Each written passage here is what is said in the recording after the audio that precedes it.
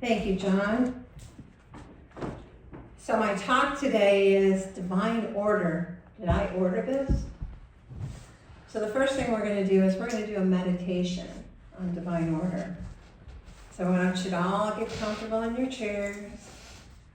Take a deep breath in and slowly release it. Settle into that comfortable position, allowing your body to relax, your mind to quiet, and your heart to open.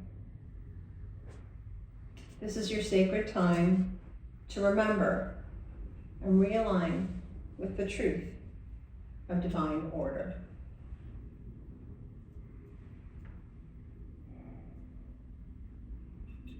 Feel that rhythm of your breath.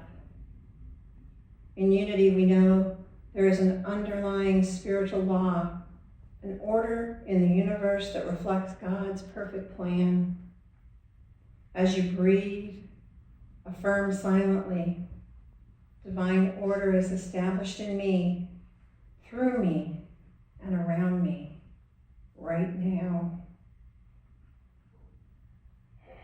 Breathe that in.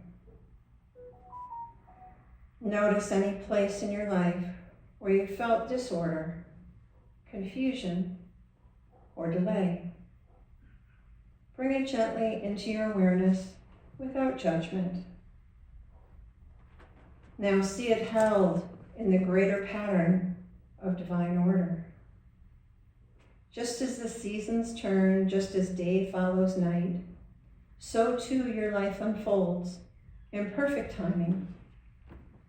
What once felt uncertain is now resting in God's law of harmony. Breathe that in.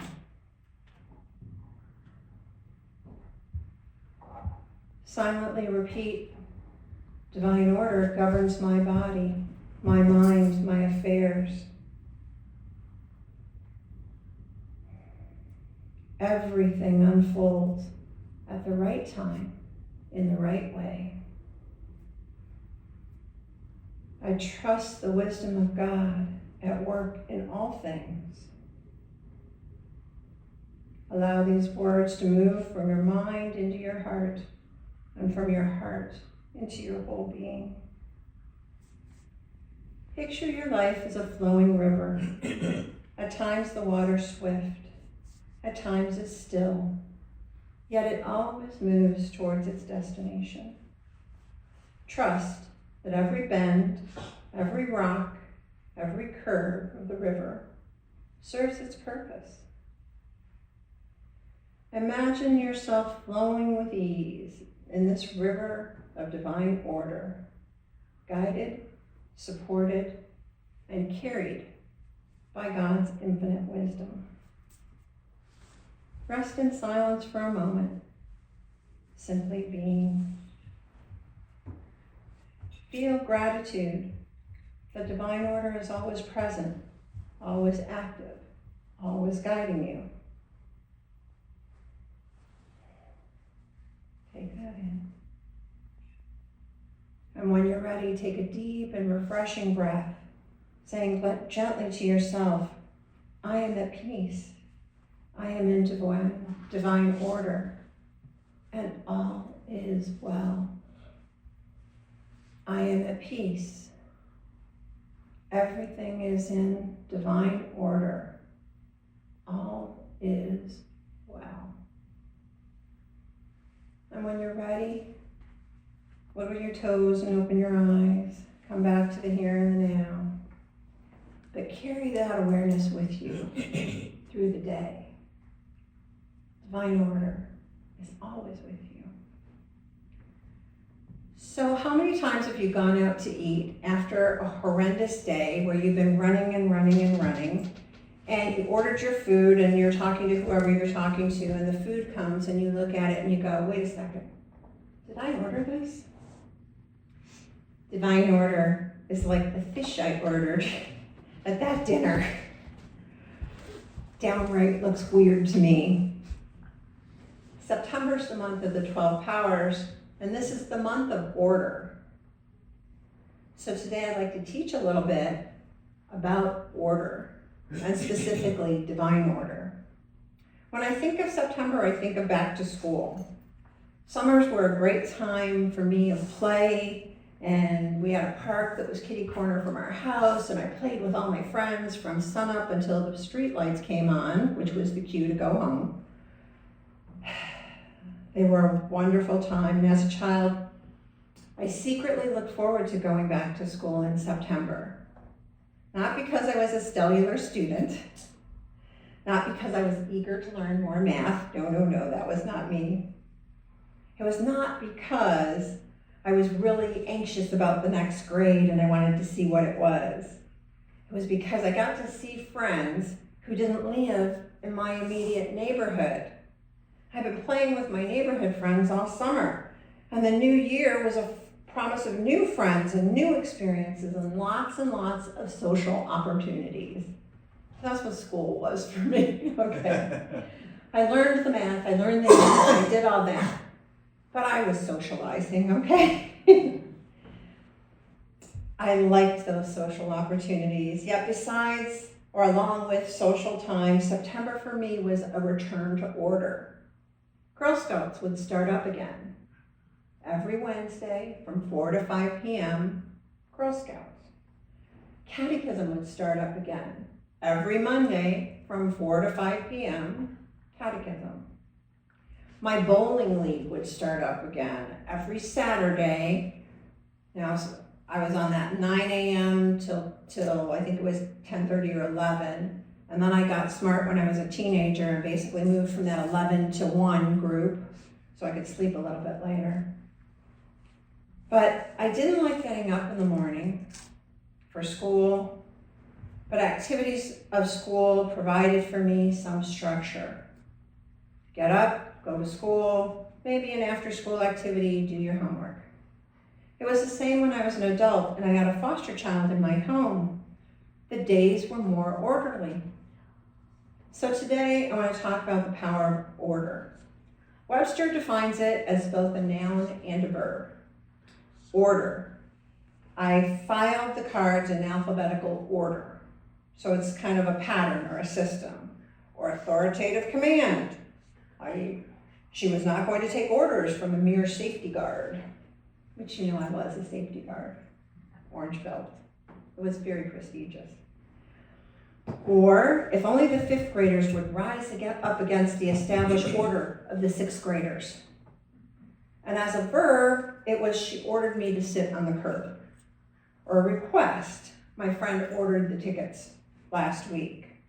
Or methodical, an appropriate way. All entries are ordered by date. So you see it's both a noun and it's also a verb, kind of like minister. It's a noun. More importantly, it's a verb. So the word order has a lot of uses and connotations, and for me, September always means order. As part of the 12 powers, order is represented by James of Alpheus. It's my ability to develop consciousness in the proper sequence, mind, body, affairs. Mind, body, affairs. It goes in that order. I think it, I feel it and pray it, I live it.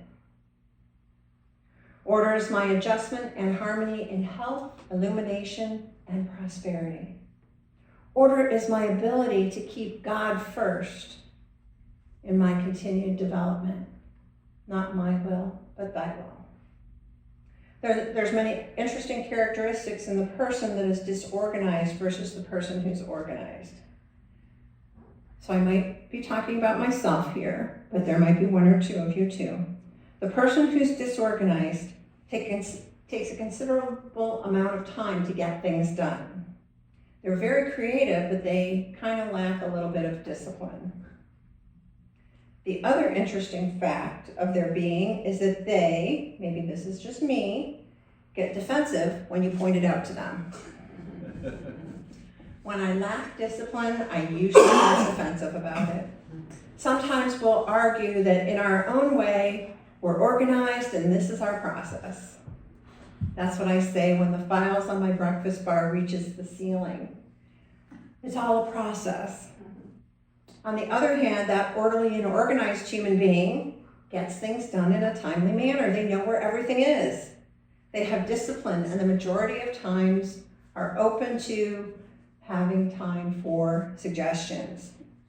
Then the organized one becomes the better team player. One common factor in disorganization might be a little laziness, a little procrastination. That's my favorite P word. As of yesterday, I still didn't have a talk. I had a topic for the talk that I had to send to Sarah on Tuesday, which I didn't have until Tuesday morning. But as of last night, I still hadn't done my whole talk. I was not being lazy, but in fact, I was procrastinating. What I wish to point out here is this. If you wish to build a good life, you have to be a little organized. You need a little bit of order. And when building a home, you don't start with the roof, you begin with the foundation. You need to know what material is needed and where to go get it and how to use it from the ground up. You might have to use a map that includes that house plans. So to have peace and joy and love, you might want to begin with a little bit more order. It's the simple first step and the foundation. The question of discipline is interesting. Those that I've observed, including myself, that sometimes lack discipline, have problems dealing with issues. Those of us that aren't disciplined, sometimes these issues happen to us because we're not really proactive about them. We basically let life come and get me, and it does. We have problems, but we must process. I'm not referring to the discipline in the sense of submitting to authority, although sometimes I fight authority and authority always wins.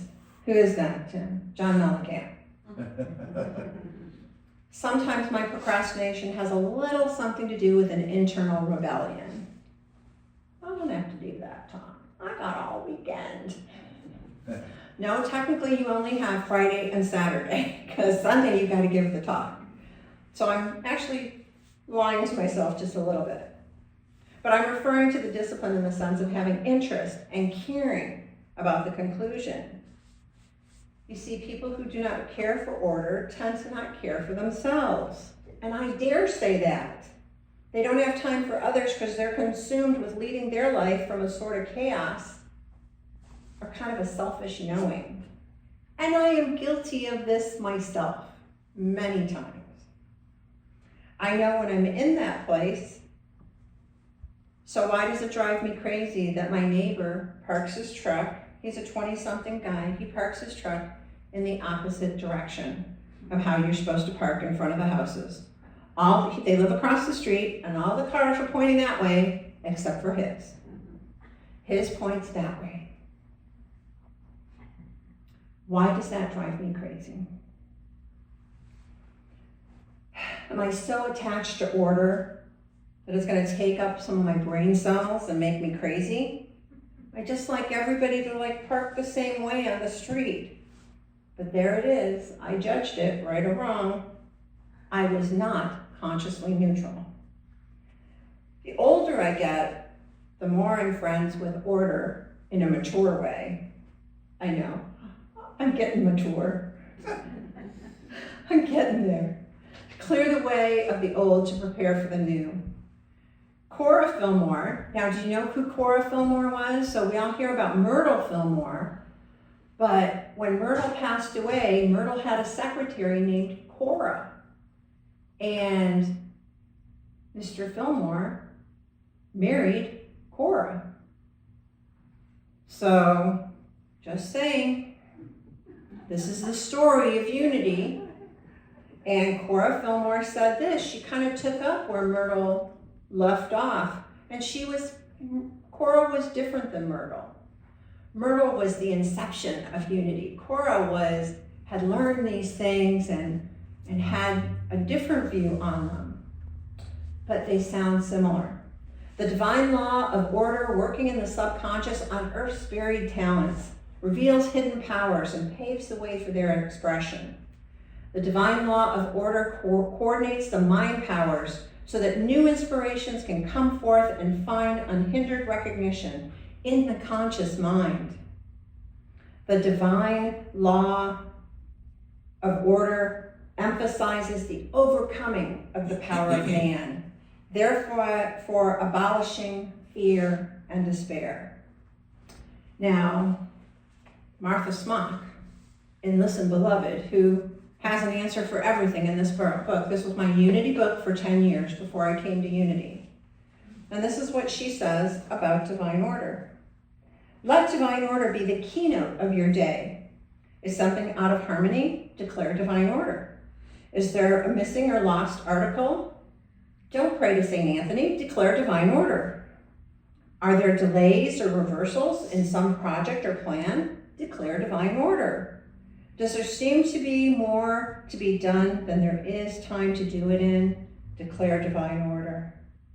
Are there feelings of misunderstanding and impatience? Declare divine order. Are there new skills to be learned, new technologies to be mastered, new work to be handled? Declare divine order. Are there changing conditions?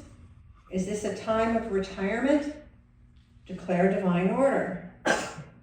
Coming up on retirement, that one means a lot to me. Are there changing conditions? Declare divine order. Declare divine order knowing that it is being established in your mind, in your body, and affairs through the power of the indwelling Christ. My secret is that most days, I have no clue what divine order looks like. And then it's here. I woke up late. I got here at the perfect time to get the perfect parking spot. The other day I was annoyed because I had to stop for gas. And while I was stopping for gas, in my path that I was going, there was a huge wreck of cars that had I been 10 minutes earlier, I might have been part of. I trust and have faith in divine order, but I don't have a clue on how it operates. I don't have a clue on how it shows up. I trust and have faith in divine order. How it plays out is how it plays out. It isn't until you get to the other side of something. So I can look back at a marriage that happened in 1984, and I can see divine order in absolutely every horrible little thing that happened in that marriage. It's all in divine order. And that's what happens when we get to the other side of something. We can look back and we can say, oh, I see how this did that and this interplayed with that, and that's how this all came about. Divine order is the alignment of all aspects of our lives. It comes from the inside out, meaning within our own minds, our homes, our environment, our finances, our physicality, and in our relationships. Having divine order in all aspects of our lives is essential and vital to the growth of our consciousness. We become more open-minded and sophisticated in our spiritual quest of asking the universe why certain things are laid out in front of us. Yeah, see, there's that fish I ordered at dinner. And there's the cat who ordered the fish burgers. As you move through your life, think about it. It seems that everyone you need shows up at the very perfect time in every way for whatever requirements you have at the time. In this intelligence system that you're part of, that arrives from an infinite, invisible life force that flows through everyone and everything, it literally comes from the ethers. If you trust this invisible force, the divine order of all things, you'll look back at the circumstances, the good, the bad, and the ugly, like my first marriage. You'll see how it all perfectly fell into place at the right time, and the right person came into your existence for that experience. Paraphrasing the late metaphysical teacher, Dr. Wayne Dyer, if you embrace the idea that there's a greater plan unfolding that you cannot see, As a result, you're going to go from being an actor who's influenced by others to playing the roles of producer, director, being the writer, producer, director of your own glorious life. You'll also be the casting agent who possesses the ability to audition and not choose anyone you choose. Divine order looks weird today as all the stuff that's going on in the world. I do not spiritually bypass the horrible stuff. I stop, I feel, I pray. But the first power is faith. And the question is, do I choose to have faith in divine order? It doesn't mean that I don't say my prayers and do the things that Spirit calls me to do. But when I say, sometimes loudly, sometimes quietly, sometimes from the depths of my soul, I declare divine order, I'm telling God that I trust God as my source. As I know that I know that I know that God is good and is the one power, the one presence in my life. I believe that we're not here by accident. We chose this life and our experiences to grow our soul, to grow our spirit. We are invited to base our choices on taking the path of no resistance, staying harmonized with the ultimate producer of your entire life drama, our universal, all-creating source, with everything falling in to divine order as it should be. I am in the flow of divine order. And now Tim's going to come up and he's going to play a special song, Still